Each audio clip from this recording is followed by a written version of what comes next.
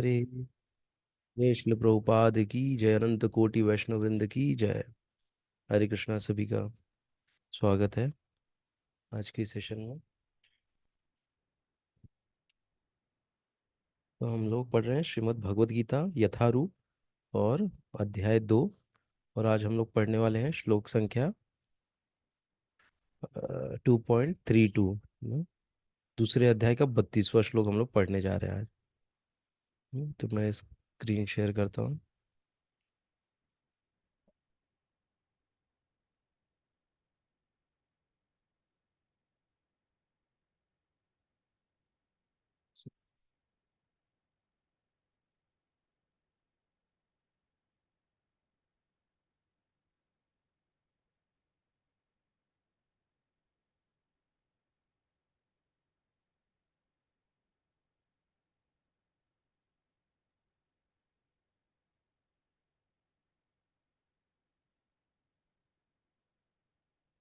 Start करें, किसी को कोई प्रश्न है क्या? हम लोग थोड़ा पढ़ते हैं, फिर थोड़ा भक्ति सिद्धांत सरस्वती ठाकुर महाराज जी के बारे में हम थोड़ा चर्चा करेंगे। आज उनका आविर्भाव दिवस है। दू-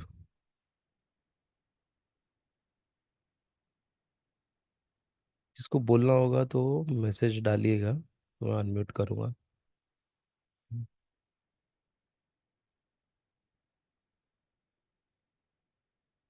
खाली क्यू करके डालेंगे तो भी चलेगा, क्वेश्चन का क्यू। ठीक है, तो हम लोग शुरू करते हैं।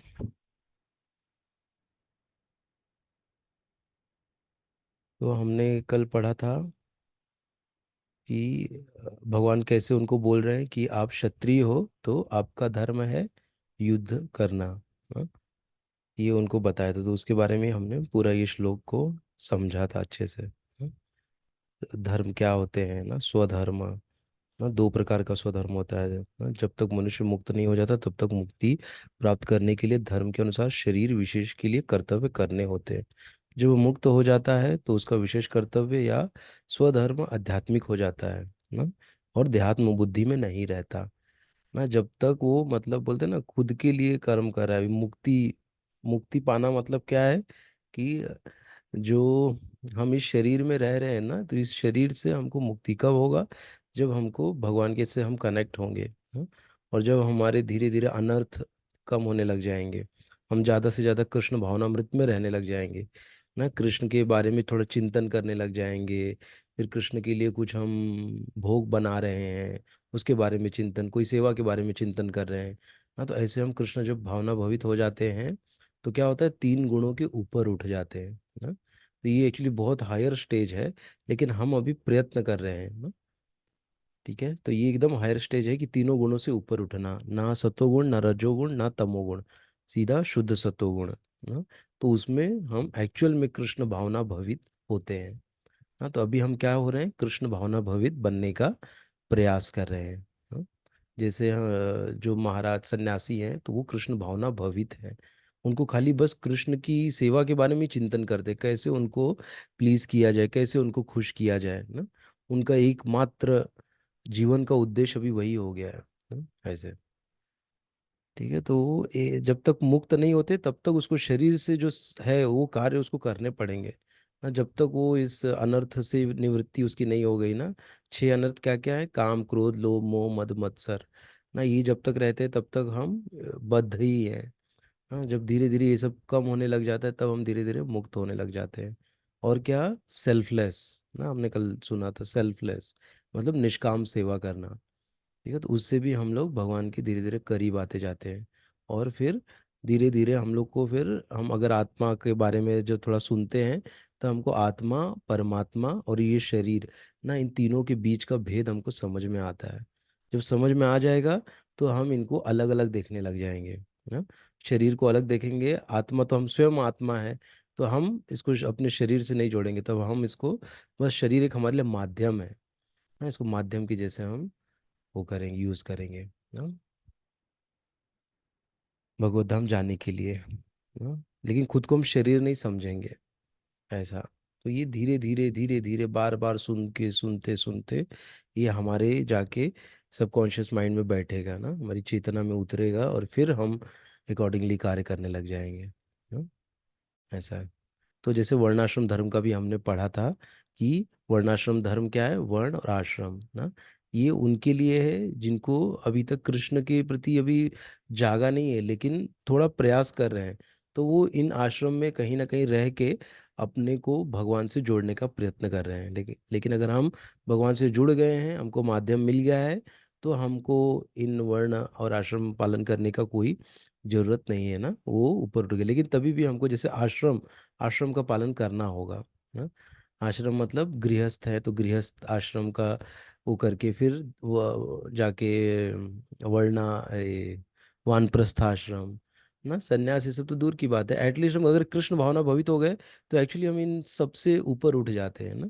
खाली फिर हमको इनको पालन करने का प्रेशर नहीं रहता है हमको कि इसका पालन करना ही चाहिए। ये मतलब बोलने का है। हम्म। तो हम कृष्ण भावना में रह के हम कार्य करते हैं, तो हम कृष्ण की प्रसन्नता के लिए कर रहे हैं, तो उससे कर्म का बंधन नहीं होगा ना। ऐसे। ठीक है। क्योंकि आज के टाइम में अगर सबको सन्यासी बनना पॉसिबल है क्या?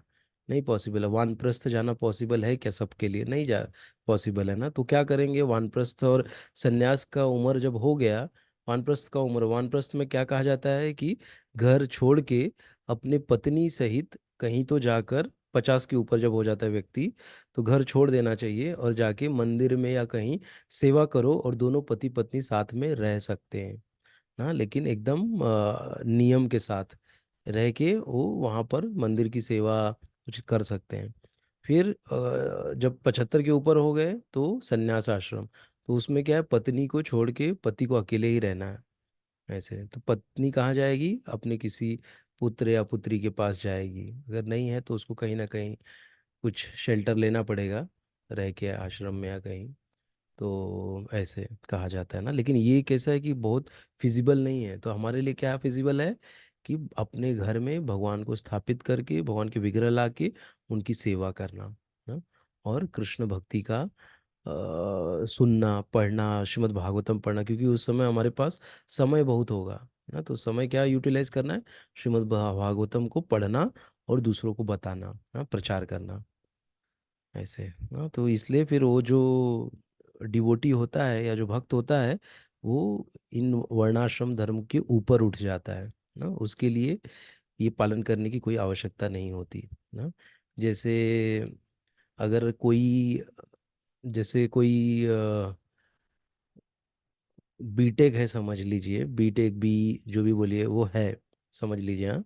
उसने पास कर लिया इंजीनियरिंग ना। तो अगर इंजीनियरिंग पास कर लिया है तो उसको बोलेंगे कि अगर कहीं वो जॉब लेने जा रहा है तो बोलेंगे कि 10वीं पास क्राइटेरिया है ना आपका। 10वीं, वो बता रहा है कि मेरा बीटेक है, उसको क्या बोल रहे हैं, आपका 10वीं पास हो क्या आप, 12वीं पास हो क्या आप?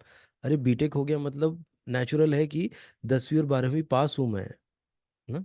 उसके लिए अलग से मुझे अभी 10वीं में 12वीं पास करके बीटेक किया हूँ ना। तो वैसे ही अगर जब हम कृष्ण भावना भवित हो गए या कृष्ण भावनामृत में आ गए, कृष्ण को भगवान के रूप में स्वीकार कर लिया, तो इन वर्णाश्रम को पालन करने का कोई ये नहीं रह जाता है ना। तो इसके ऊपर आ जाते हैं हम, जब हमको कृष्ण से हम जुड़ जाते हैं तो। ठीक है। ऐसे ही रहता है कि अगर हम भक्ति में आ गए, तो जैसे बाकी के भी है ना सीढ़ियाँ, क्या क्या है कि सकाम कर्म, फिर निष्काम कर्म ना, फिर ज्ञान, और फिर ध्यान योग, ज्ञान योग ना। तो ये सब हमारे लिए भी अचीव्ड है। हम्म, जो भक्ति में आ गए उनके लिए ये सब अचीव्ड है, तो उनको अलग से ये करने की जरूरत नहीं है। हाँ ऐसे बीटेक आ गए मतलब वो सब हमने कर लिया है, वो सब हमारे लिए अचीव है ना। नहीं तो सिक्वेंशली जाना पड़ेगा, उसमें बहुत समय लग जाएगा। ठीक है। तो थोड़ा मैंने इसको एक्सप्लेन करने में ज़्यादा टाइम ले लिया, लेकिन ठीक है, वापस इसको एक्सप्लेन नहीं करना पड़ेगा। हम्म। यद्रच्छया चोपपन्नं स्वर्गद्वारम् अपावृतं सुखिनः क्षत्रियाः पार्थ लभन्ते युद्धम् ईदृशम्। यद्रच्छया चोपपन्नं स्वर्गद्वारम् अपावृतं सुखिनः क्षत्रियाः पार्थ लभन्ते युद्धम ईदृशम। यदृच्छया अपने आप च भी। अभी आज मैं ये श्लोक थोड़ा पढ़ के आया था, इसलिए एक ही बार में अच्छे से पढ़ लिया ना। तो एक बार दो बार हमको श्लोक पढ़ने से अपने आप वो क्लियर हो जाता है ना। अगर हम इसको नहीं ऐसे पढ़ेंगे और डायरेक्ट आके पढ़ेंगे तो थोड़ा हम अटकते हैं, तो उसको फिर हमको थोड़ा बनाना पड़ेगा, लेकिन तीसरे चौथे बार में वो हमको क्लियर हो जाएगा ना। यदृच्छया अपने आप च भी उपपन्नम प्राप्त हुए स्वर्ग स्वर्गलोक को द्वारम दरवाजा अपावृतम खुला हुआ सुखिनः अत्यंत सुखी क्षत्रियाः राज परिवार के सदस्य पार्थ हे प्रथापुत्र लभन्ते प्राप्त करते हैं युद्धम युद्ध को ईदृशम इस तरह। हे पार्थ वे क्षत्रिय सुखी हैं जिन्हें ऐसे युद्ध के अवसर अपने आप प्राप्त होते हैं, जिससे उनके लिए स्वर्ग लोक के द्वार खुल जाते हैं ना। अगर युद्ध करने मिलता है, क्षत्रियों का एक क्या है धर्म, युद्ध करना ना। अगर ऐसा अपॉर्चुनिटी मिल गया तो वो बहुत खुश होगा ना। जैसे हम देखते हैं कि जो भारतीय सेना में है या कहीं के भी सेना में है ना, तो उनको क्या लग रहता है कि युद्ध मिले हमको ना। अगर युद्ध करने मिल जाए तो बहुत खुश हो जाते हो। ऐसे नहीं कह रहे मैं युद्ध होगा तो मैं कहीं शहीद तो नहीं हो जाऊंगा, ये नहीं सोचते हो। युद्ध मतलब उनके लिए, उसी के लिए तो वो तैयारी करते हैं ना। उस युद्ध के लिए ही अपना शरीर, अब बहुत सारे मतलब गन कैसे चलाना, कैसे वन पॉइंट पे शूट करना ना, कैसे चढ़ना पहाड़ के ऊपर, सब सब पूरी तैयारी कर किस लिए रहे हैं ना। वो युद्ध लड़ने के लिए। जब युद्ध लड़ने का मौका मिलता है तो एक सैनिक के लिए ना, एक क्षत्रिय के लिए यही सबसे बड़ा सौभाग्य होता है ना। तो जो हमारे देश में सेना में है जो ना, वो सारे क्षत्रिय हैं ना। भले वो जन्म से कहीं भी पैदा हुए हो, लेकिन वो कर्म से अभी क्या हो गए हैं, क्षत्रिय हो गए हैं ना। क्योंकि वो युद्ध लड़ने के लिए तैयार है, सुसज्ज हैं। हम्म, तो इसीलिए वो, अगर वो नहीं, अभी पढ़ते हैं ये श्लोक। विश्व के परम गुरु कृष्ण अर्जुन की इस प्रवृत्ति की भर्त्सना करते हैं ना। जब वह कहता है कि उसे इस युद्ध में कुछ भी तो लाभ नहीं दिख रहा है, इससे नरक में शाश्वत वास करना होगा। अर्जुन द्वारा ऐसे वक्तव्य केवल अज्ञानजन्य है, अज्ञानजन्य थे। वह अपने स्वधर्म के आचरण में अहिंसक बनना चाह रहा था, किंतु एक क्षत्रिय के लिए युद्ध भूमि में स्थित होकर इस प्रकार अहिंसक बनना मूर्खों का दर्शन है। हाँ, पराशर स्मृति में व्यासदेव के पिता पराशर ने कहा है कि क्षत्रियो ही प्रजा रक्षण शस्त्र पाणि प्रदंडयन निर्जित्य पर सैन्यादि क्षितिम धर्मेण पाल्येत। क्षत्रिय का धर्म है कि वह सभी क्लेशों से नागरिकों की रक्षा करे। हाँ, सभी क्या करे, नागरिकों की रक्षा करे। और क्या करे, इसलिए उसे शांति तथा व्यवस्था बनाए रखने के लिए हिंसा करनी पड़ती है ना। किसके लिए, उसको क्लेश, नागरिकों के क्लेशों को दूर करने के लिए ना, रक्षा करने के लिए, कि उनको कोई क्लेश ना आए, कोई प्रॉब्लम ना आए उसके, इसलिए उसे शांति तथा व्यवस्था बनाए रखने के लिए हिंसा करनी पड़ती है। अतः उसे शत्रु राजाओं के सैनिकों को जीत कर धर्म पूर्वक संसार पर राज्य करना चाहिए। हाँ, तो अगर कोई हिंसा कर रहा है तो उसको दंड देना कोई पाप नहीं है, ठीक है ना। क्योंकि शास्त्र विरुद्ध कोई कर रहा है ना, जैसे अभी, चलो अभी तो क्या है, ये कलयुग है ना। कलयुग में जैसे अभी किसी को प्राणी को मारने के लिए अलाउ कर दिए हैं, क्यों, क्योंकि अभी सब लोग हो गए ना कि नॉनवेज जो खाते हैं ना, मांसाहार जो करते हैं, एक्चुअली वो देखा जाए तो पाप है ना। लेकिन अभी उसको कैसे बंद किया जाए ना, उसको बंद नहीं कर सकते, तो उसको खोल के रखा है ना। लेकिन एक्चुअली क्या है कि किसी भी जीव की हत्या करना ये पाप है ना, शास्त्र के हिसाब से। लेकिन अभी क्या बोल रहे हैं, अभी ये कोई पालन नहीं कर रहा है। इसकी वजह से इतने सारे प्रॉब्लम आ रहे हैं ना। कोरोना आने का कारण भी यही था ना, कि चाइना में क्या क्या कर रहे थे सब ना, कुछ भी खा रहे, जो मिल रहा है वही खा रहे हैं। तो इस जब ऐसा सब होगा तो जो धरती माँ है ना, ये जो पृथ्वी, जो प्रकृति है, वो रिवेंज लेती है ना हमसे, इसका बदला लेती है ना। क्या करेंगे फिर, बदला कैसे होता है, एक साथ बहुत लोगों की मृत्यु हो जाती है ना, ऐसा होता है ना अगर हम धर्म के हिसाब से ना चलें तो। ना? बारिश बंद हो जाएगी धर्म का पालन नहीं करे तो, बहुत कुछ प्रॉब्लम्स चालू हो जाते हैं। हम्म। उसे शत्रुओं के सैनिकों को जीतकर धर्मपूर्वक संसार पर राज्य करना चाहिए, ये क्षत्रिय का धर्म है। यदि सभी पक्षों पर विचार करें तो अर्जुन को युद्ध से विमुख होने का कोई कारण नहीं था। यदि वह शत्रुओं को जीतता है तो राज्य भोग करेगा, और यदि वह युद्ध भूमि में मरता है तो स्वर्ग को जाएगा, जिसके द्वार उसके लिए खुले हैं। युद्ध करने के लिए उसे दोनों ही तरह लाभ होगा ना। लेकिन चूंकि अभी हम लोग कैसे कि भगवत गीता पढ़ रहे हैं और हमको पता है कि हायर चीज क्या है ना, स्वर्ग में जाना मतलब अपना भगवत धाम जाने का जो प्रोग्राम है वो और लंबा खींचे जाना ना। तो इसीलिए अभी भक्त स्वर्ग नहीं चाहते हैं ना। लेकिन भगवान उनको बता रहे हैं कि जो नरक जाने से अच्छा तो स्वर्ग जाना अच्छा है ना। वो तो नरक जाने की तैयारी कर रहा है युद्ध ना लड़के।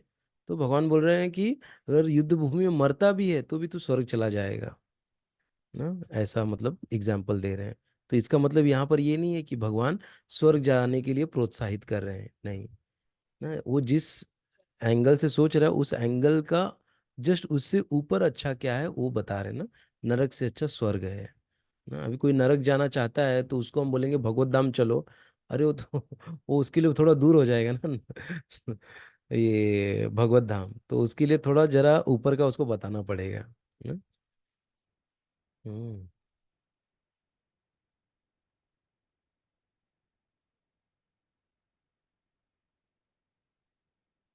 ये भी एक पढ़ लेते हैं फिर हम लोग डिस्कस करते हैं थोड़ा। अथ चेत्त्वम् इमं धर्म्यं संग्रामं न करिष्यसि, ततः स्वधर्मं कीर्तिं च हित्वा पापं वाप्स्यसि।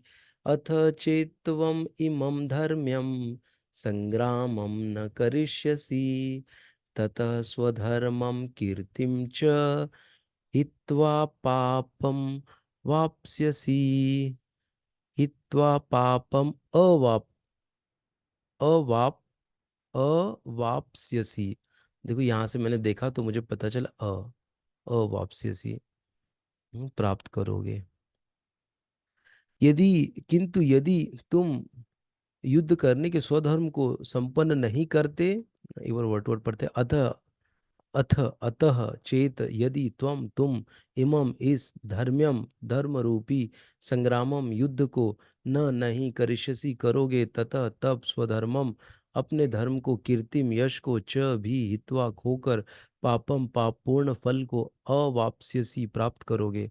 किंतु यदि तुम युद्ध करने के स्वधर्म को संपन्न नहीं करते, तो तुम्हें निश्चित रूप से अपने कर्तव्य की अपेक्षा करने का पाप लगेगा, उपेक्षा करने का पाप लगेगा। तुम योद्धा के रूप में भी अपना यश खो दोगे ना। बताते भी आगे कि कितना फेमस है अर्जुन, ये सब खो देंगे। अर्जुन तात्पर्य है श्रील प्रभुपाद जी द्वारा, अर्जुन विख्यात योद्धा था जिसने शिव आदि अनेक देवताओं से युद्ध करके यश अर्जित किया था।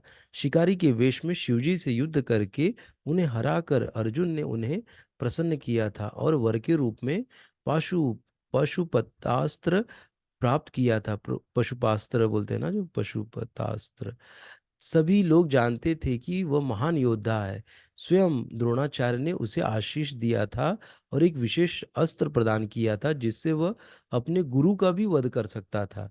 इस प्रकार वह अपने धर्म पिता एवं स्वर्ग के राजा इंद्र समेत अनेक अधिकारियों से अनेक युद्धों के प्रमाण पत्र प्राप्त कर चुका था।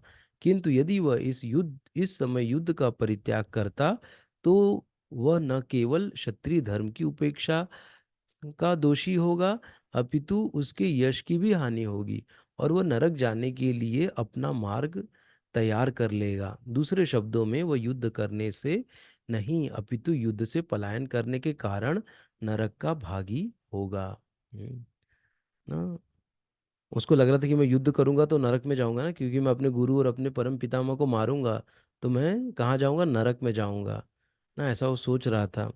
लेकिन ऐसा नहीं हो जाता था। वो कब जाता था, अगर वो युद्ध ना लड़ेगा ना, तब वो कहाँ जाता था, तब वो जाएगा कहाँ, नरक में। हम्म। ठीक है, तो हम लोग आज ये यहीं तक पढ़ते हैं। ये भी श्लोक में इतना कुछ ज़्यादा है नहीं एक्सप्लेन करने के लिए, खाली भगवान ना रीजनिंग दे रहे हैं, उनको बता रहे हैं कि क्या करो, युद्ध करो। तो उसके पीछे उनको मोटिवेट करने के लिए ये सब बता रहे हैं ना, भगवान जी। हम्म।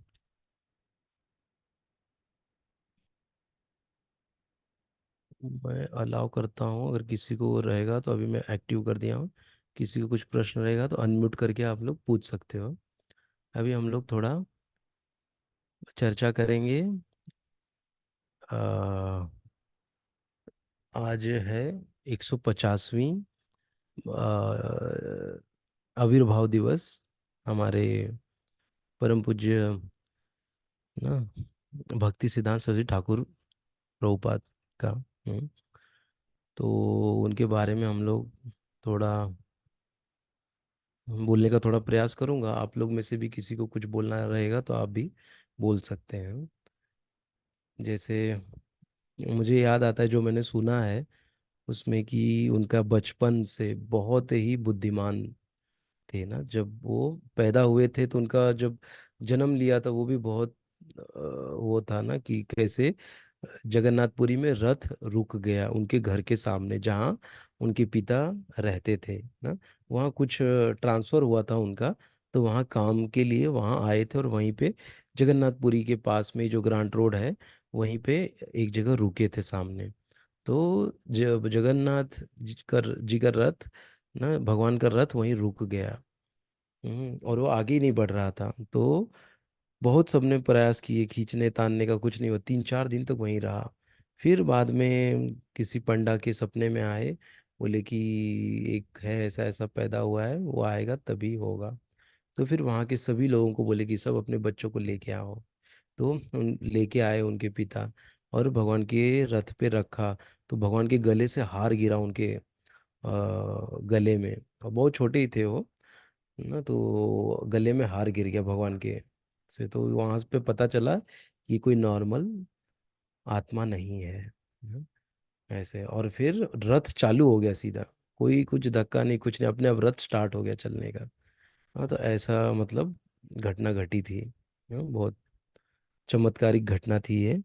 तो इससे पता चलता है कि वो बचपन से ही कितने मतलब भगवान के प्रिय थे, और ना भगवान के नित्य पार्षद थे, जो कि हम जैसे पतित बद्ध जीवों का उद्धार करने के लिए इस धारा पर आए थे ना।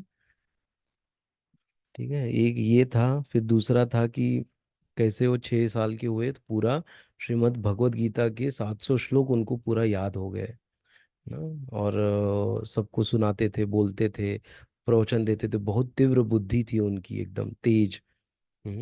और उन्होंने क्या किया कि उनके नज़दीक के जितने भी ब्राह्मण सब रहते थे ना, उन लोगों से वाद करते थे, और भगवान के बारे में बात, क्योंकि मायावाद का बहुत प्रचार बढ़ रहा था। तो ऐसे जो ढोंगी थे उनका वो बहुत कड़ाई से एकदम उनके साथ में रहते थे ना। उनका बहुत मतलब उनको जैसे ये जो डिबेट होता है ना, उसमें हरा देते थे उनको ना। और बहुत लोग इसकी वजह से उनके दुश्मन भी बन गए ना। लेकिन वो क्या, उनको कहा जाता है सिंह गुरु ना, लायन गुरु बोला जाता है, कि वो शेर के जैसे थे एकदम, किसी से डरते नहीं थे ना। और बिंदास एकदम सबके साथ वो करते थे। हम्म। ऐसे। हम्म। तो ऐसे बहुत सारा ये था एक उनका। और वो एक एक स्टोरी याद आती है। दो स्टोरी मैं बताऊंगा, 2 या 3 देखते हैं। कि एक बार क्या होता है कि एक वो ये हमेशा वो प्रवचन में बोलते थे और बताते थे कि एक बार क्या होता है कि एक नाव किनारे बंधी रहती है, तो सब लोग आते हैं, रात का समय हो गया था। जो मल्लाह नाव को ले जाने वाला था बोट को, तो वो सब लोग आए, बोले हमको नदी के उस पार छोड़ दो ना, गंगा नदी के उस पार छोड़ दो हमको। तो उस नाव वाला बैठाया सबको, और फिर वो निकाला और फिर मारने लग गया, चप्पू चलाने लग गया ना, चला रहा है और लग रहा है, और सब लोग अंदर सो गए, रात हो गई थी काफी, तो सबको नींद आ गई। और देखे कि बहुत टाइम हो गया तो पहुंचे ही नहीं, बाद में देखे तो अरे अभी तक पहुंचे नहीं, सवेरा होने के जैसा हो गया है। तो देखे तो वो वहीं पे बैठा था और वहीं पे चप्पू मार रहा था। और जो नाव थी वो वहां से निकाली नहीं थी, जो एंकर रहता है ना, जिससे उसको किनारे में से अटका के रखते हैं, तो वो अटकाया ही नहीं था, उसको निकाला ही नहीं था, उसी में वो एंकर फंसा था। और नाव वहीं पे घुमा रहा था, मार रहा था चप्पू, आगे बढ़ ही नहीं रही थी। तो जब वो निकाला उसमें से एंकर, तब जाकर वो नाव आगे बढ़ी। तो इसका वो क्या एग्जाम्पल देते थे कि ये क्यों ऐसा हुआ, क्या है ये इसका मतलब। इसका मतलब ये है कि अगर हम ना भक्ति कर रहे हैं, लेकिन हम लोग थोड़ा सेंस ग्रेटिफिकेशन भी करें ना, जैसे भौतिक